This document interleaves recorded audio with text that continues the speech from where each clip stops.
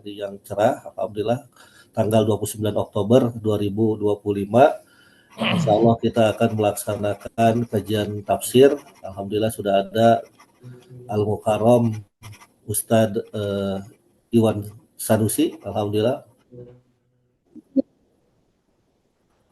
Alhamdulillah, beliau walaupun di Cianjur, alhamdulillah sudah bergabung. Untuk selanjutnya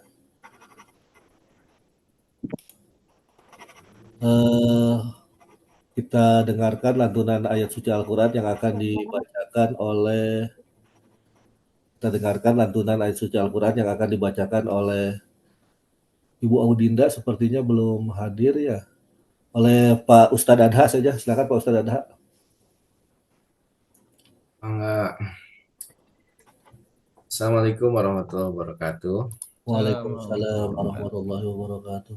A'udzu billahi minasyaitonir rajim. Bismillahirrahmanirrahim. Qul ayyu syai'in akbaru syahadah. Qulillah syahidun baini wa bainakum. Wa uhiya ilayya hadzal qur'anu li'unzirakum bihi wa man balagh. أئنكم لتشهدون أن مع الله آلهة أخرى قل لا أشهد قل إنما هو إله واحد وإنني بريء مما تشركون. Katakanlah Muhammad, siapa yang lebih kuat kesaksiannya? Katakanlah Allah, dia menjadi saksi antara aku dan kamu. Al-Quran ini diwahyukan kepadaku, supaya dengan itu aku mengingatkan kamu dan orang yang sampai kepada Al-Quran kepadanya. Apakah kamu benar-benar bersaksi bahwa ada Tuhan-Tuhan lain selain Allah? Katakanlah aku tidak bersaksi. Katakanlah sesungguhnya dialah Tuhan yang Maha Esa, dan aku berlepas tangan dari apa yang kamu persekutukan. Shadaqallahul azim. Maha benar Allah dengan segala firman. Ya, terima kasih Pak Ustadz Adha yang sudah membacakan ayat suci Al-Quran. Semoga Allah Subhanahu wa Ta'ala membalas dengan pahala yang berlipat ganda pada yang membacanya dan kita semua yang mendengarkannya. Selanjutnya kepada Al-Mukarram Bapak Ustadz Dr. Iwan Sanusi, dipersilahkan Pak. Assalamualaikum warahmatullahi wabarakatuh. Waalaikumsalam warahmatullahi wabarakatuh. Alhamdulillahirabbil alamin. Alhamdulillahilladzi anzala ala 'abdihil kitaba wa lam yaj'al lahu 'iwaja. Asyhadu an la ilaha illallah wa asyhadu anna Muhammadan 'abduhu wa rasuluh. Allahumma shalli wa sallim wa barik ala nabiyyina Muhammad ibn Abdillah wa ala alihi wa sahbihi wa mawalah. Qala Allah Ta'ala fi kitabihil karim, a'udzu billahi minasyaitonir rajim. Qul ayyu syai'in akbaru syahadah. Qulillahu syahidum baini wa bainakum. Wa uhiya ilayya hadzal qur'anu liunzirakum bihi wa man balagh. A'innakum latashhaduna anna ma'allahi alihatan ukhra. Qul la ashhad. Qul innama huwa ilahu wahidu wa innani bari'um mimma tusyrikun. Sadaqallahul azim. Hadirin wal hadirat jamaah rahimakumullah. Segala puji hanya milik Allah, Allah yang telah memperkenankan kita bermuajahah kembali di kajian subuh pagi hari ini dalam keadaan sehat walafiat. Sehat-sehat ya Bapak Ibu yang saya hormati Pak Dekan, alhamdulillah beserta jajaran para wakil dekan, para guru besar, para dosen tendik di Fakultas Hukum. Tempo lalu Ustadz Hasim kita pernah bermuajahah beberapa bulan yang lalu, saya lupa, tapi kita senang hari ini Allah takdirkan kita untuk sama-sama sharing ya dalam kesempatan hari ini. Salawat beriring salam, semoga senantiasa tercurah limpahkan kehariban baginda alam yang menjadi panutan kita semua. Habibana wa nabiyana wa maulana Muhammad sallallahu alaihi wasallam. Bapak Ibu, mohon izin kalau wajah saya kurang begitu jelas ya, Ustaz Hashim. Memang ini kebetulan lagi di Cianjur Selatan dan lupa tidak membawa kamera eksternal ini. Karena kalau laptop agak jadul ya begini ya, kira-kira begitu. Tapi mudah-mudahan tidak menutup esensi apa yang akan kita sharingkan, kita bahas pada kesempatan pagi hari ini.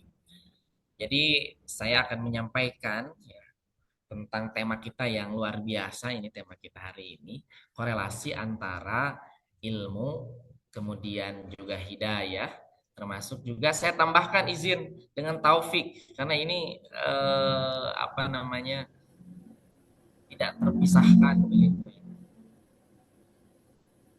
Kita akan melihat bagaimana dalam perspektif Islam yang kita bawa dalam kajian ilmu pendidikan Islam secara lebih spesifik. Karena kita tidak bisa dipungkiri sehari-hari kita sebagai seorang mualim, sebagai seorang mudaris, sebagai seorang murabbi begitu. Oleh sebab itu antara ilmu, hidayah dan taufik ini tak akan jauh dari kita. Sebab kalau berbicara tentang seorang murabbi, tentu kita adalah sebagai seorang yang bertanggung jawab terhadap manusia lain dan segala aspeknya. Dan murabbi ini mewarisi sifat-sifat ketuhanan, yaitu Rabbun alhamdulillahi rabbil alamin. Orang yang mendidik, memelihara, mengurus, membimbing segalanya terhadap diri, terhadap keluarga, termasuk orang lain yang ada di institusi kita. Itulah makanya disebut sebagai seorang murabbi kita. Lain halnya yang lebih kecenderungan pada aspek atau konteks mu'alim, yang lebih cenderung pada transformasi. Kita hanya sebatas seorang mu'addib yang lebih menekankan pada aspek adab, perilaku, akhlak, tetapi lebih komprehensif kita ini seorang murabbi begitu ya, dan bukan hanya sebagai mudaris dan mu'alim. Nah, oleh sebab itu tema pada pagi hari ini menjadi sesuatu yang sangat penting. Mungkin bagi kita yang sudah mengetahui ini sebagai bentuk penguatan dan recalling kembali sebuah keilmuan yang pernah dimiliki, atau juga barangkali bahwa ada sesuatu hal yang baru yang tentu akan kita sama-sama bicarakan, diskusikan pada pagi hari ini. Bapak Ibu yang dirahmati Allah, korelasi antara ilmu, hidayah, dan taufik sebagaimana di muqaddimah oleh Qori dibacakan, itu juga ada landasan teologis dalam Al-Quran, yaitu Al-An'am ayat 119.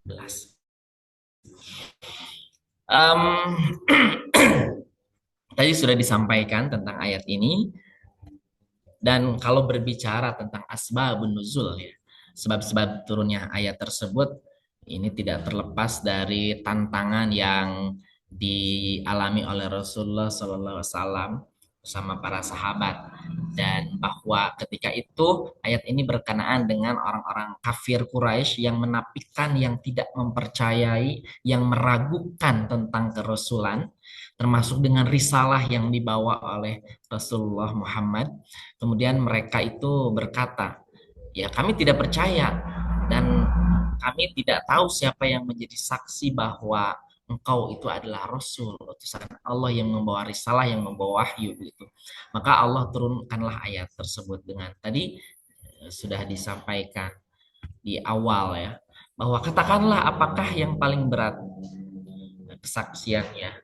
Katakanlah bahwa Allah adalah saksi antara aku dan kamu. Katakanlah Muhammad, Allah itu menyampaikan bahwa Allah adalah saksi antara aku dan kamu. Dan Al-Quran, nah ini berbicara Al-Quran, ini akan berbicara tentang hidayah sebetulnya. Nah, jadi dalam ayat ini akan kita berbicara tentang hidayah sebagai Al-Quran, termasuk juga tentang keilmuan, termasuk juga tentang ketauhidan, tiga hal yang Al-Quran ini diwahyukan kepadaku agar aku memberi peringatan az-zikr. Nah ini akan berbicara tentang proses menyampaikan risalah, proses menyampaikan peringatan, atau secara lebih luas adalah proses menyampaikan ad-dakwah al-Islam kepada kamu, yaitu kepada orang-orang kafir Quraisy lebih khusus pada saat itu dengan sebabnya, dan kepada orang yang ya, sampai wahyu misalnya. Kemudian ada pertanyaan, apakah kamu benar-benar bersaksi bahwa Allah ada ilah-ilah lain selain Allah? Maka kata Rasul dalam hal ini firman Allah, aku tidak bersaksi demikian. Katakanlah bahwa sungguhnya dia itu adalah Allah yang Maha Esa, dan sungguhnya aku, kata Rasul, bebas dari syirik. Apa yang kamu perbuat? Nah ini berbicara tiga hal, berbicara tentang sebuah hidayah, petunjuk, dalam hal ini adalah Al-Quran, kemudian juga berbicara tentang sebuah proses untuk bisa menyampaikan dakwah, memberi peringatan secara lebih spesifik, akan berbicara tentang sebuah keilmuan, dan juga berbicara pada akhirnya untuk pengembalian hakikat dan esensi dari sebuah proses ini adalah tentang ketauhidan, tauhidullah kepada Allah, termasuk Rasulullah SAW. Nah, hadirin yang dirahmati Allah, kita akan mencoba ya lebih elaborasi bersama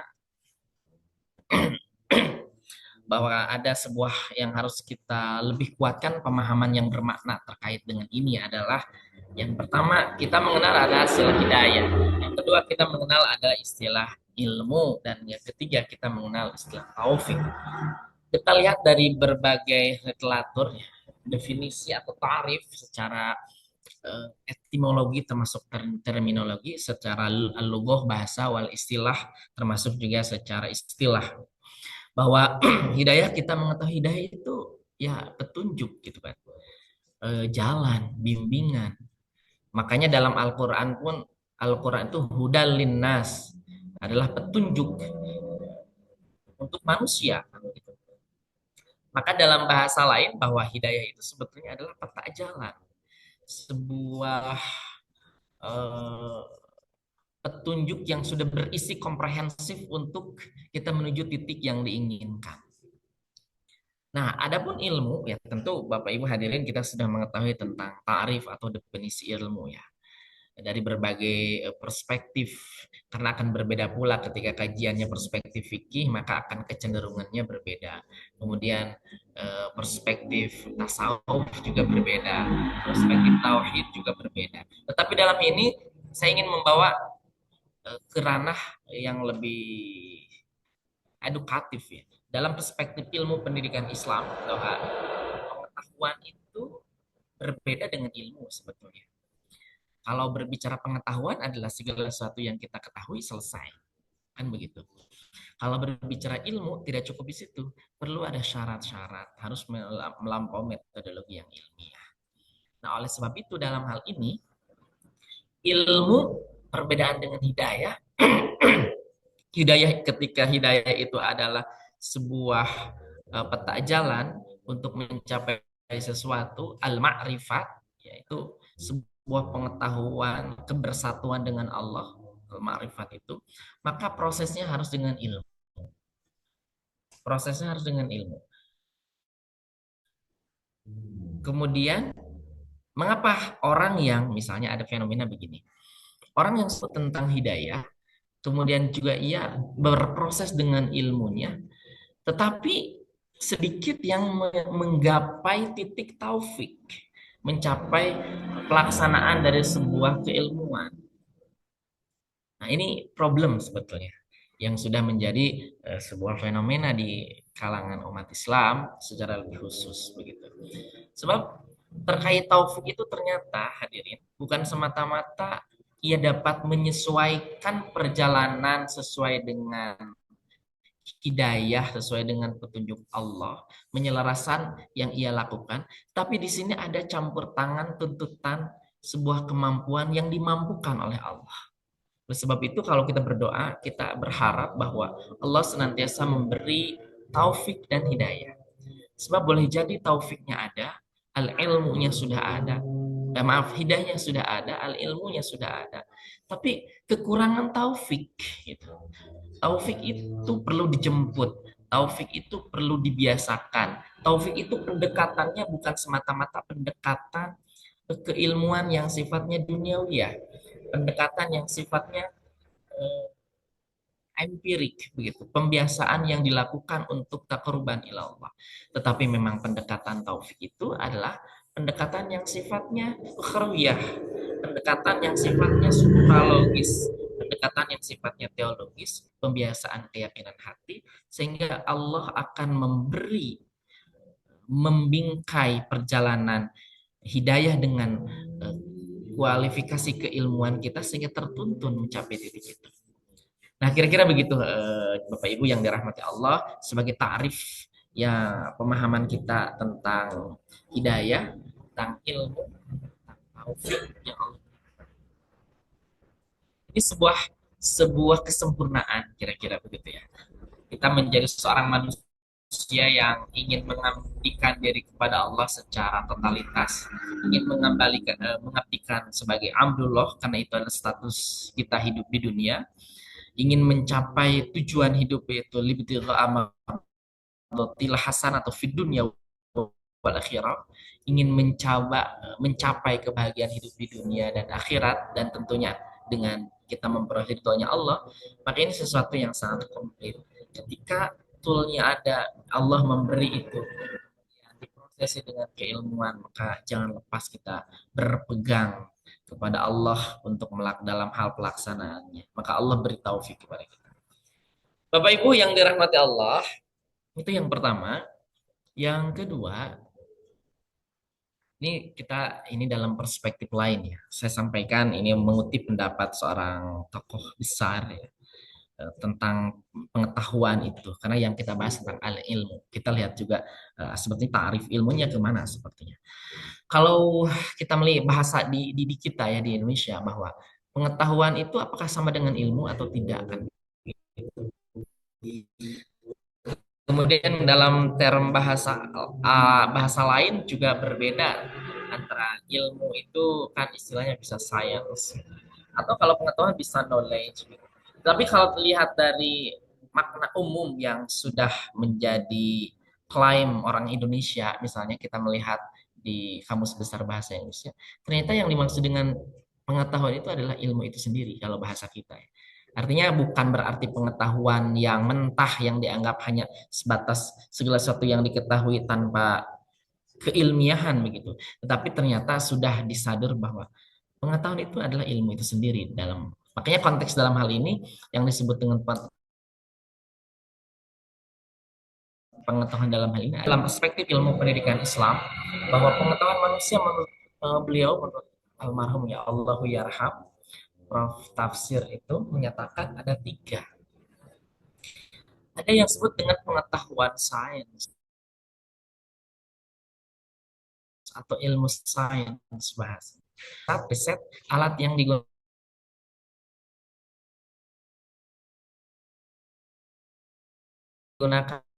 adalah kebenarannya nanti benar atau tidak, salah atau kalau tidak butuh empiris, tetapi selesai dengan persoalan logis, maka akal yang digunakan sebagai alat.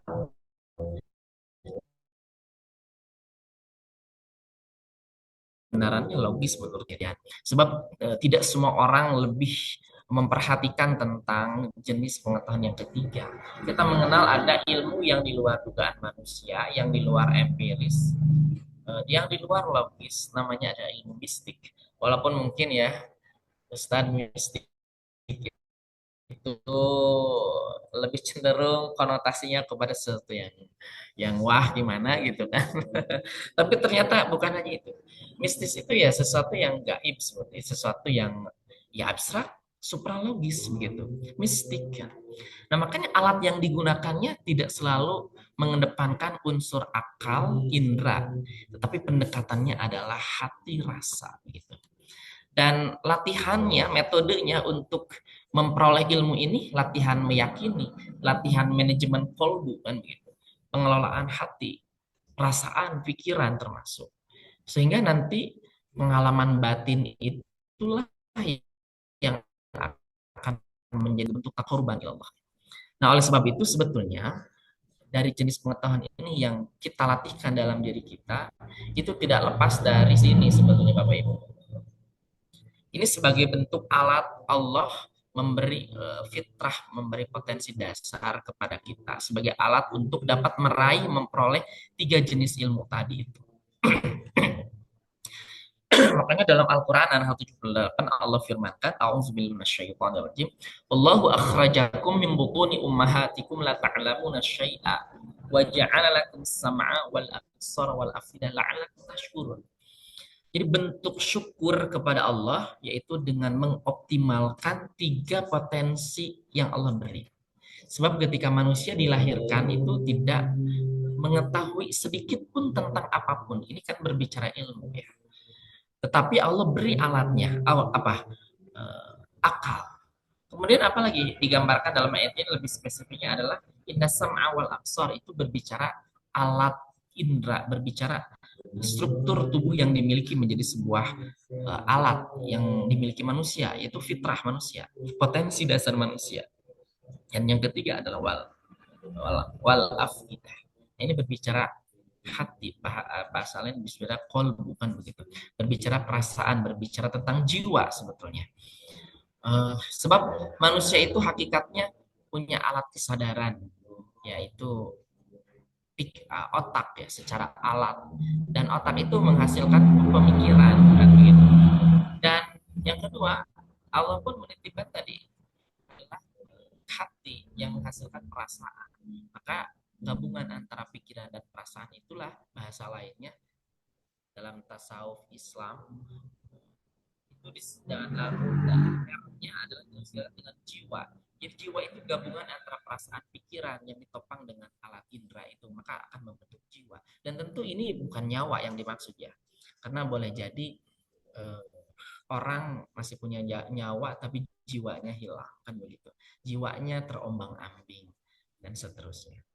Nah ini Bapak Ibu yang dirahmati Allah, sebagai bentuk alat dan sebagai bentuk syukur kepada Allah, yaitu kita memperoleh keilmuan ini. Dan alatnya adalah 3 hal ini yang harus dioptimalkan menuju titik keilmuan yang paripurna begitu ya, Bapak Ibu. Nah, kita akan berbicara sekarang tentang hidayah. Jadi kalau mungkin Bapak Ibu pernah, jamaah sekalian pernah mendapat satu pengetahuan, keilmuan tentang hidayah, ada sedikit perbedaan, ya tidak masalah kan begitu. Tetapi yang jelas kalau disederhanakan, memang hidayah itu semuanya dari Allah kan begitu, petunjuk Allah, kasih sayang Allah. Yang jelas bahwa kalau disederhanakan, hidayah itu adalah toolsnya dari Allah. Allah memberi guide-nya. Oleh sebab itu, ini kaitan hubungan dengan ilmu, bahwa hidayah itu adalah sebetulnya sumber ilmu itu sendiri, sumber pengetahuan itu sendiri. Makanya dalam ada yang disebut dengan firman Allah itu, yang merupakan bentuk ayat-ayat Allah itu adalah hidayah sebetulnya. Hidayah itu ada 2, ya. Itu ada yang sifatnya ayatul qauliyah wal ayat kauniyah, ayat-ayat qauliyah Allah, ayat-ayat kauniyahnya Allah kan gitu. Makanya kalau berbicara ayat qauliyah Allah itu ya jelas Al-Qur'an. Secara hukum yang sifatnya adalah hukum paling tinggi ya. Kalau di ranking itu Al-Qur'an kedudukannya paling tinggi, Al-Qur'an. Dan ini juga yang berkait dengan ayat qauliyah itu, ya baik secara langsung ayat qauliyahnya Allah ataupun ayat qauliyah itu dari Rasulullah, baik yang disebut dengan hadis qudsi kalau dari Rasul itu, ataupun bukan merupakan hadis qudsi, tapi qaul-qaulnya Allah adalah qaul Rasulullah, karena qaul Rasulullah hakikatnya qaul Allah. Makanya inilah yang disebut dengan ayat qauliyahnya Allah, Al-Quran, kemudian juga Al-Hadis. Sebetulnya sangat spesifik itu adalah as-sunnah ya. Sebab ma'udifa ila nabina qaulan fi'lan takriron nahwahan, itu yang disandarkan kepada Rasul disebutnya adalah sunnah kan begitu. Sebab hadis itu general, kalau disandarkan kepada sahabat atau itu bisa merupakan khobar ataupun athar sebetulnya. Secara lebih spesifik adalah sunnah, tapi bukan sunnah termasuk hukum taklifi ya, yang 5 ada wajib, sunnah, makruh, haram. Tetapi sunnah dari Rasul itu justru bisa menghasilkan hukum taklifi yang tadi, yang 5 itu. Nah yang kedua, sebelum yang kedua,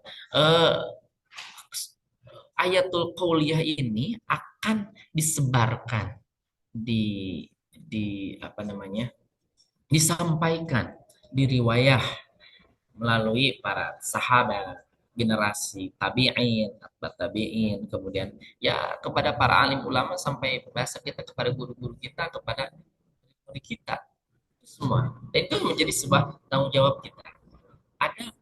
Ada hidayah Allah melalui ayat qauliyah yang berupa teks itu, yang pokok Al-Quran, kemudian hadis, kemudian ditafsirkan oleh para mufasir menjadi kitab tafsir misalnya, kemudian menjadi karangan buku-buku keilmuan sebagai bentuk intisari dari ayat qauliyah yang dikarang para alim ulama, para fuqaha, bahkan oleh oleh kita begitu ya jamaah sekalian, oleh para tadi disebut sebagai murabbi, muallim gitu kan, mudaris, karya-karya guru besar kita, profesor kita. Yang tentu walaupun itu mungkin, ya bukan mungkin, walaupun itu bukan sesuatu yang sifatnya eh, besaran, tapi titik-titik dari besaran itu yang diriwayah sampai keilmuan itu sampai kepada para serta didik atau kepada para murid, para mahasiswa kalau kita, ataupun kepada khalayak, kepada masyarakat begitu. Nah, yang kedua, hidayah itu Allah berikan melalui petunjuk ayat kauniyah Allah, yaitu fenomena alam semesta. Sebab Allah menstimulus ya beberapa dalam ayat teks dalam ayat Al-Qur'an, termasuk diantaranya adalah surah Ali Imran ayat 190 ayat 191 yang barangkali kita sudah hafal. A'udzubillahi minasyaitonirrajim. Inna fi khalqis samawati wal ard wa ikhtilafil laili wan nahari la ayatin liulil albab alladzina yadhkurunallaha qiyaman wa qu'udan wa 'ala junubihim wa yatafakkaruna fi khalqis samawati wal ard. Rabbana ma khalaqta hadza batila subhanaka faqina azabannar. Nah, dalam ayat ini sebagai stimulus untuk mengoptimalkan tadi potensi fitrah alat yang Allah beri kepada kita, ternyata Allah menciptakan alam semesta yang digambarkan secara spesifik dalam ayat ini adalah tentang langit, bumi berganti, siang, malam, dan seterusnya dengan fenomena-fenomena alam yang ada, maka ini menunjukkan sebagai bentuk kebesaran Allah, sebagai bentuk kuasanya Allah. Nah, kemudian Allah meminta untuk kita menjadi seorang ulul albab. Memang Bapak Ibu hadirin jamaah sekalian, ulul albab itu maknanya sangat luas ya, dan setiap para mufasir ataupun bahkan lebih apa ya, lebih ringannya para mubayyin yang lebih mengulas kembali daripada mufasir begitu. Nah, itu menunjukkan secara sederhana bahwa ulul albab itu orang yang dalam keadaan situasi kondisi apapun, walaupun dalam ayat ini sedang duduk berbaring gitu kan, dalam situasi kondisi apapun ia senantiasa mengoptimalkan alat yang tiga tadi itu, memadukan fikir zikir untuk bisa mengambil ibroh dan bisa mengambil sesuatu yang bisa bermanfaat dari alam ini untuk kepentingan manusia, mengeksploitasi bahasa lain, mengambil begitu. Makanya kalau kita berbicara tentang sesuatu yang diciptakan oleh manusia berupa benda, katakanlah sains, keilmuan sains, misalnya manusia dapat menciptakan bangunan yang tinggi, bahkan tidak jauh di sekitar kita. Kalau kita analisis ya tentu sesuatu yang dibuat oleh manusia itu adalah hasil daripada ulul albab. Itu semua dari alam. Masjid yang ketika saya berada di ruangan ini hadirin ya tentu terdiri daripada sistem ya, sub-subsistem partikel sehingga membentuk masjid. Semua kan berasal dari alam. Dari alam, dari ayat qauliyahnya Allah, dari ayat kauniyahnya Allah, maaf. Fondasi, besinya, pasirnya sampai tanah genting dan sebagainya, kaca semuanya. Itu adalah hasil albab. Hasil albab, hasil mengambil dari sebuah petunjuk Allah melalui ayat kauniyahnya Allah, termasuk pemikiran-pemikiran lain yang dihasilkan. Tetapi pertanyaannya hadirin, apakah kita semua ini termasuk dalam hal proses menggapai hidayah ayat qauliyah dan kauniyah ini masuk kepada konsep taufik kan begitu. Ada campur tangan Allah di situ dan ada pertolongan Allah di situ. Di situ kita mampu dan sadar bahwa segala sesuatunya adalah atas izin Allah. Nah, tentu ini kembali kepada kita. Kalau ayat yang terakhir Rabbana ma khalaqta hadza batila subhanaka faqina azabannar. Ada sebuah proses rasa pengakuan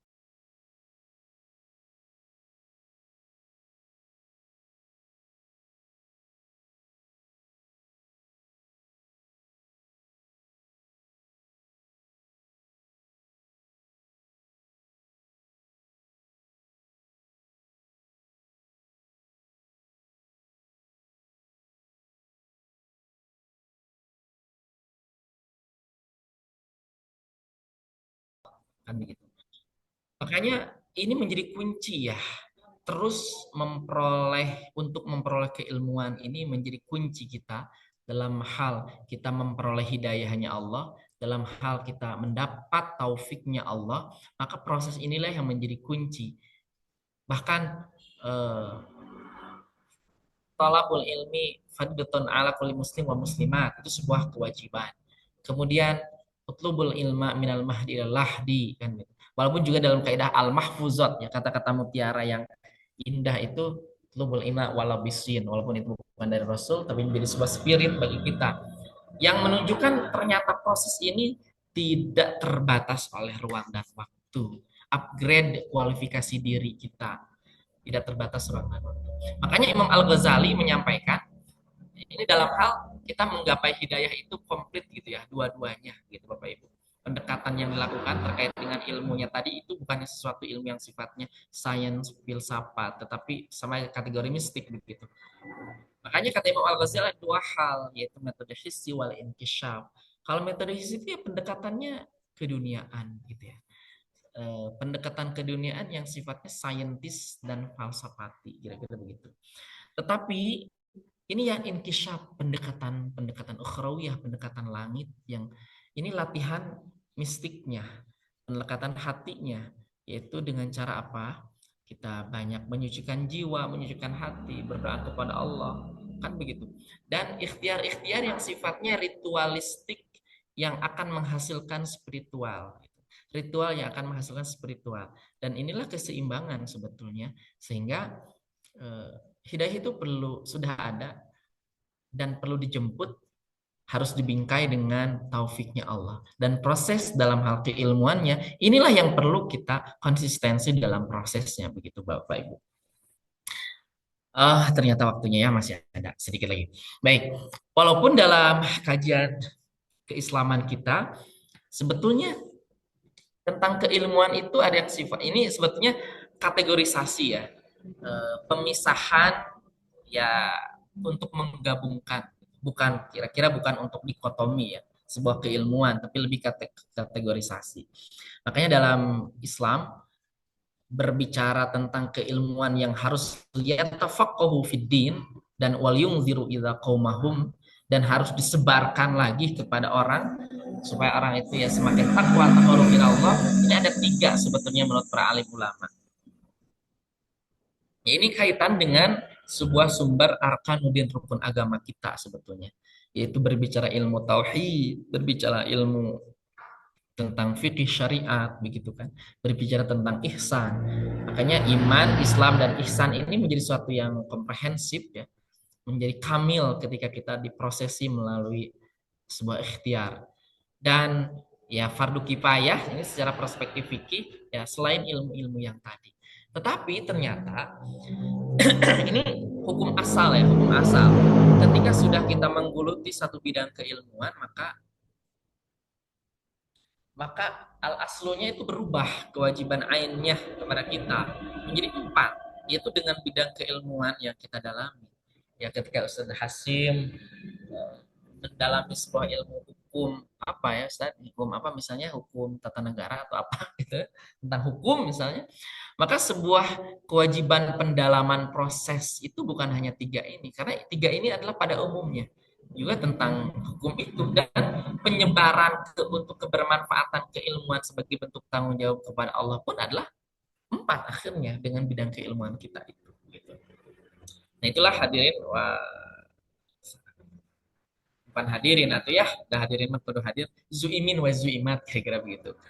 Bapak Ibu yang dirahmati Allah, saya kira sedikit lagi ya. kita sampai kepada jenisnya. Ini penting gak penting, tapi pernah saya tulis, sepertinya perlu disampaikan saja. Tapi ini sebetulnya teori barat ya. Dalam hal mengukur tentang keilmuan sebetulnya, dan ini sebetulnya didaktik metodologi lebih kepada kepembelajaran ya, yang memang kita harus tahu, mahasiswa sebetulnya harus tahu tentang hal ini, walaupun mungkin bukan di tarbiyah ya, tapi kalau di tarbiyah sudah keseharian. Tapi yang jelas ini merupakan sebagai tolak ukur dan proses untuk sudah sejauh mana tentang keilmuan yang didapat oleh kita kan begitu. Makanya ketika belum termasuk Anderson menyampaikan tentang ini sebagai alat ukur begitu. Maka pengetahuan itu sesuatu yang dituju, sementara kognitif itu adalah proses untuk mengukur sudah sejauh mana pengetahuan itu didapat. Maka dimensi pengetahuan itu, ya proses kognitifnya mengenal kita ada 6C kan begitu ya. Mengingat, memahami, menerapkan, menganalisis, mengevaluasi, dan sampai mencipta. Kalau hanya sebatas tahu, ingat bahwa ya misalnya ruang kelas itu, masjid itu bentuknya kotak, ada yang bulat dan sebagainya, selesai. Tapi tidak paham gitu, tentang fungsi masjid dan sebagainya, manajemennya dan seterusnya. Bahkan kita tidak tahu sampai menganalisis idealnya seperti apa pengembangan masjid itu kan begitu. Termasuk juga kalau belum mengetahui tentang sampai sejauh mana rekomendasi daripada sebuah riset tentang masjid, belum menciptakan sesuatu yang baru, maka pengetahuan kita ini hanya sampai kepada lot sebetulnya. Itu low order thinking skill kan gitu. Tapi kalau sudah mencapai C3 ya, yaitu mods middle lumayan. Tapi kalau sudah sampai kita bisa menganalisis tentang suatu hal, keilmuan, menilai, mengevaluasi, bahkan mengcreate, mencipta sesuatu pengetahuan baru berdasarkan metodologi ilmiah, maka itulah pengetahuan tingkat tinggi yang disebut dengan HOTS. Maka dalam hal ini, pengetahuan ini dimensinya 4. Ada disebut dengan pengetahuan faktual. Yang faktual itu sebatas menyebutkan fakta-fakta fenomena. Sebatas tahu. Juga belum tentu paham tentang suatu hal. Tapi kalau sudah mencapai konseptual, menyebutkan sebuah konsep dari sebuah fakta, ya misalnya masjid, gereja, vihara, itu kan fakta-fakta pengetahuan. Kita menyebutnya itu adalah tempat ibadah, maka menjadi sebuah pengetahuan konseptual kan begitu. Naik. Kemudian kita tahu tentang pengembangan alat-alat tempat ibadah itu bisa menjadi pengetahuan prosedural dan bahkan bisa menghasilkan dari sebuah riset tentang mencipta pengetahuan baru atau mengkreasi pengetahuan baru tentang tempat sholat misalnya, maka itulah metakognitif. Dan ini pengetahuan tingkat tinggi yang prosesnya melalui kognitif, dimensinya pengetahuan tingkat tinggi. Nah ini sekilas saja, Ibu barangkali sudah tahu ya kita sebagai pendidik tentang hal ini. Dan ini saya kira penting tersampaikan kepada murid-murid kita. Sebab untuk mengukur sebetulnya belajar keilmuan kita ini biasa atau luar biasa. Sebab dengan tahu ini insya Allah akan lebih punya effort, motivasi untuk lebih menaikkan level proses dalam hal ikhtiar. Nah, Bapak Ibu yang dirahmati Allah, proses itu, karena kan kata Imam Al-Ghazali, ilmu itu harus ma'rifat, gitu, yang menuntun manusia ke jalan menuju titik Allah. Dan menuju titik Allah itu harus teramalkan. Jadi ilmu itu prosesnya supaya jadi amal, teramalkan, dan menjadi perilaku, menjadi karakter atau akhlak begitu ya. Maka dalam prosesnya kita perlu mengintegrasikan konsep ini sebetulnya. Bahwa kalau berbicara tentang transformasi nilai ya berbicara tentang transfer of knowledge. Hanya sebatas pengajaran barangkali begitu tentang keilmuan itu. Tetapi kalau sudah kalau bahasa lain terfeeling ya, kata Mas Likwana itu. Kalau ini kata Mohaimin, terfeeling dalam diri, terinternalisasi dalam diri. Maka itu sudah proses, ada proses sikap. Soal begini, kita kan mengenal Ada istilah adab sebelum ilmu, ilmu sebelum adab. Mungkin nanti kita lihat, kita diskusikan ya Bapak Ibu. Sebetulnya seperti apa pernyataan-pernyataan adab dulu, ilmu dulu gitu. Ilmu dulu atau adab dulu. Logikanya kan orang berbuat beradab harus tahu dulu ilmunya kan gitu. Tapi mengapa harus adab dulu kan gitu. Nah ini yang ditransformasikan kepada mad'u kita, ya, kepada subjek dakwah kita itu, ya harus sampai bukan hanya transfer of knowledge, maka bukan hanya pengajaran. Tapi makanya edukasi pendidikan itu harus sampai ke transaksi nilai dan transinternalisasi. Jadi sebuah keilmuan itu harus sampai bukan hanya pada sikap, tapi pada perilaku nyata, aksi. Kalau hanya sebatas sikap, itu kan level yang belum sempurna ya. Mungkin kalau saya suka di kelas yang kadang-kala kalau sedikit ada hal yang kotor, misalnya sebagai contoh, kelas ini kotor gitu. Nah, anak-anak bilang, di sini ada sampah. Oh iya ya, kelas ini kotor. Tapi sikapnya kan bagus, cinta kebersihan, benci kekotoran. Tapi tanpa aksi mengambil, membersihkan, berarti itu belum menjadi sebuah internalisasi, transinternalisasi nilai. Sehingga belum doing moralnya gitu. Tetapi kalau sudah ada aksi membersihkan, itulah menjadi karakter, itulah menjadi perilaku. Dan inilah sebetulnya ilmu yang teramalkan itu harus sampai ke titik itu. Dan apa ya? Ini terakhir barangkali sebelum terakhir. Bapak Ibu yang dirahmati Allah, betapa besar tantangan meraih menjemput hidayah tadi itu dengan proses ya kita yang harus kita lalui, sebab ternyata ada faktor-faktor yang memengaruhi kita gitu ya dalam hal untuk menggapai itu. Ternyata kalau ini perspektif pendidikan Islam ya, trilogi pendidikan atau bahkan 4 sekarang bukan hanya 3. Betapa besar kita pengaruh keluarga, betapa besar pengaruh masyarakat, betapa besar pengaruhnya tentu di lingkungan formal kampus kita, dan betapa besarnya juga dunia digital yang memengaruhi kita ini. Jadi bahkan orang-orang sekarang menyatakan ada istilah bukan hanya formal, informal, non formal, tapi ada transformal kan, karena sudah masifnya apa pergerakan digitalisasi internet dan sebagainya di dunia yang sulit terbendung. Bapak Ibu yang dirahmati Allah, nah ini yang tadi pertanyaan, barangkali ada yang mau sharing ya, mangga kita diskusi hari ini kan kita sama-sama untuk sharing ya, bukan berarti apa ya saya memberi ceramah, tetapi kita sama-sama orang, insya Allah saling berbagi ilmu dan pengetahuan. Barangkali sebelum ini dijawab, kita akan kembalikan dulu ke Ustaz Yasir. Mangga, atur nuhun, wallahu Ya, a'lam. terima kasih Pak Ustaz Dr. Selanjutnya pada Bapak Ibu, mangga dipersilakan untuk diskusi. Bismillah. Ya, Abdi Pak Hasim. Mangga Pak. Assalamualaikum warahmatullahi wabarakatuh. Waalaikumsalam warahmatullahi wabarakatuh. Mohon Pak Ustadz, ada beberapa hal. Mungkin yang pertama tadi, ada berat ini, contohnya jadi dosen deh. Nah apa tadi, kita Pak, abot sanes rada deui abot bisa.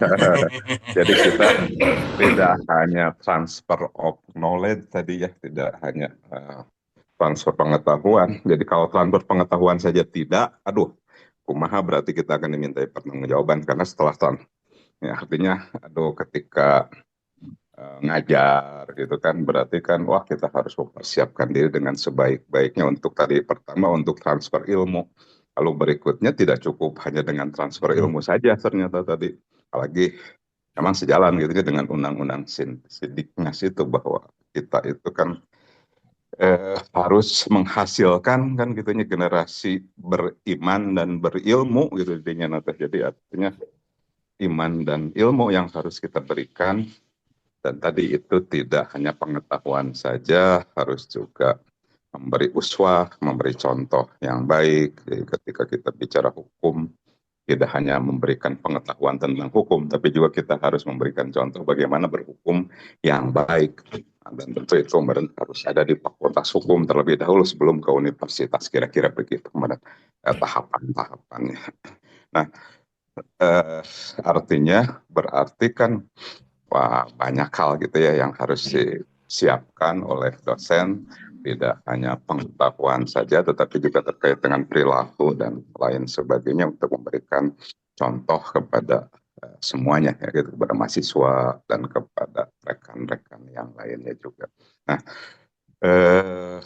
yang jadi pertanyaan saya tadi gitu ini kan tahapan-tahapannya gitu ya, kalau boleh nggak kita baru sampai sini dulu nih, baru sampai transfer knowledge dulu lalu bertahap ke memberikan contoh dan lain sebagainya, ada nggak gitu tahapan-tahapan itu supaya kita ingin semuanya tentu kan berjalan, tapi tentu kan keterbatasan kita juga gitu ya sebagai seorang manusia.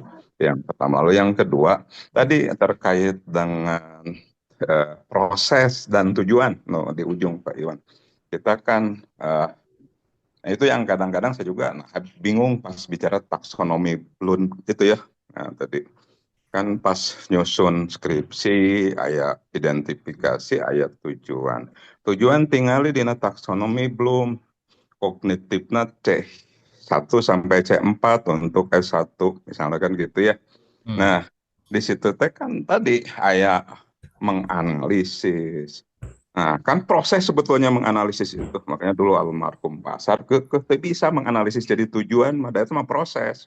Nah, tapi kalau kita bicara taksonomi Bloom, justru di situ menganalisis gitunya dina kognitif misalnya C2 kalau nggak salah. Nah, ketika kita menyampaikannya dalam rumusan tujuan penelitian itu seharusnya bagaimana lamun gitu, karena kalau menganalisis kan memang proses itu ya, bukan tujuan. Mungkin itu saja. Hatur nuhun. Assalamualaikum warahmatullahi wabarakatuh. Assalamualaikum warahmatullahi wabarakatuh. Masih ada, Pak? Masih ada atau nanti aja jawabannya?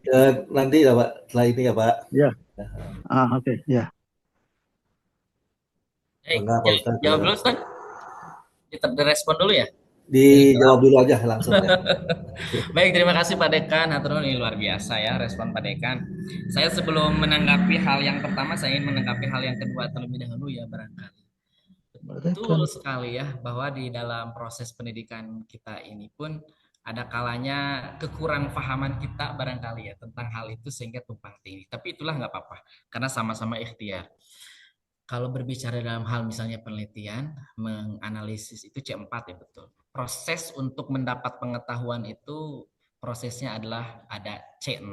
Lain lagi nanti untuk memperoleh, kan hasil belajar itu ada 3 sebetulnya. Dimensi pengetahuan, dimensi keterampilan, dan dimensi perilaku. Kalau saya lebih cenderung bukan sikap sebetulnya, tapi perilaku. Sebab sikap itu belum ada action, tapi perilaku. Maka prosesnya kognitif, psikomotorik, dan afektif, itu prosesnya. Kognitif ada 6, keterampilan ada 6, kemudian perilaku afektif ada 5. 5A, 5K begitu, 5P psikomotor dan seterusnya. Nah, kita lebih fokus kepada pengetahuan. Betul dalam prosesnya, tujuan penelitian juga kita mengetahui kan begitu, ataupun juga ada istilah menganalisis, itu tujuannya proses. Tetapi barangkali itu adalah tujuan daripada proses, tujuan khusus dalam penelitian. Ini kalau pendapat Abdi ya Pak Prof. Tapi kalau tujuan penelitian umum kan dituangkan dalam judul barangkali begitu ya. Tujuan umumnya tidak melalui proses kalau tujuan umum penelitian. Tapi tujuan khusus dalam penelitian tentu dalam proses pertanyaan-pertanyaan penelitian adalah prosesnya. Nah, ini barangkali sebagai bentuk ya harus sama-sama kita perdalam tentang edukasi, tentang proses dalam pengetahuan. Yang jelas seperti itu. Tetapi yang ingin ditekankan kepada kita semua bahwa tujuan daripada proses pengetahuan itu bukan semata-mata ingin menggapai transfer of knowledge yang tadi disampaikan, transformasi nilai yang ingin disampaikan, tapi memang benar-benar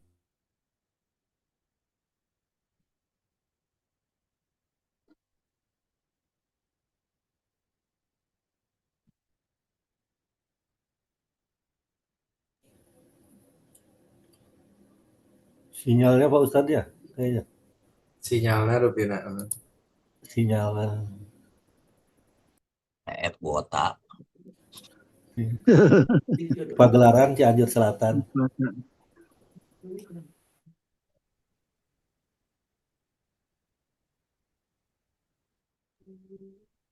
Gentos ku Pak Hasim ya tuh. Aduh Pak Cepi, alhamdulillah. Terus Lumayan ti pagelaran mah tak sakit tuh guys saya sakit tuh Iya, mohon ya. Cianjur Selatan sana. kirang sehat anjeunna di itu jagi di rumah sakit pagelaran. Mohon. Pagelaran tempat ngagelarkeun samak gitu. Tram, bareng tram. Ayo, Pak Gadin Subang, Pak Dekan Subang. Gelar samak, gelar ilmu. Pak Hasim gelar perkara. Alhamdulillah Pak Sirojul Munir di Banten banyak, alhamdulillah terus sumping. Oh, Bapak tadi di Banten, Pak Sirojul? Semohon. Mohon. Abi aya patarosan ya teh.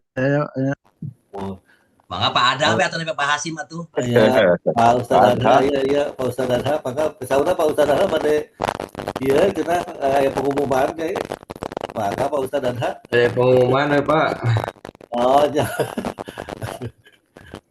Materi mah bisa ngelangkungan bisa. Oh. Ilmuna masih awit, masih sakedit. Ayo waktu 7 menit deui. Mohon. Nutos ageng naonana Bapak nutos ageng naonana tuh Bapak. Kahoyomna gitu Pak. Kahoyomna. Izin Bapak Ibu sambil menunggu Pak Iwan satu. Alhamdulillah sekarang hari ketiga sidang proposal. Jadi mohon doanya untuk kelancaran, tinggal 50 orang lagi, dan yang untuk hari ini semoga diberikan kelancaran. Selanjutnya bimbingannya maksimal kalau dilihat 2 sama 3 Februari untuk ujiannya. Oleh karena itu waktu bimbingan efektif ya, minggu efektifnya hanya 8 minggu. Harusnya mah 12, tapi kalau dilihat dengan libur UTS, UAS dipotong itu, maka bimbingannya hanya 8 minggu yang efektif. Maka mohon bantuannya dari Bapak Ibu sekalian untuk bimbingan kepada mahasiswa. Alhamdulillah sekarang banyak 177 dan semoga nanti juga pas lulusnya untuk semester ganjil ini juga banyak. Kemudian yang kedua terkait dengan BAP. Nah, mohon sekarang untuk pertemuan ke-6 jangan lupa untuk dihadirkan di mahasiswanya, kemudian diberikan tugas di kuliahnya. Kemudian juga untuk ditutup pertemuannya di si akadnya agar nanti bisa kami rekap di RPS BAP. Hatur nuhun, mungkin itu sedikit pengumumannya. Mangga lajengkeun Pak Ustadz atau aya waktu 5 menit deui, mangga beli bade ya simpulanana beli bade eta teraskeun tuh tadi. Saha nu itu saha nu. Ya, hapunten pakintennya kasadayana ieu nuju tebih pakinten pematerina ti pagelaran.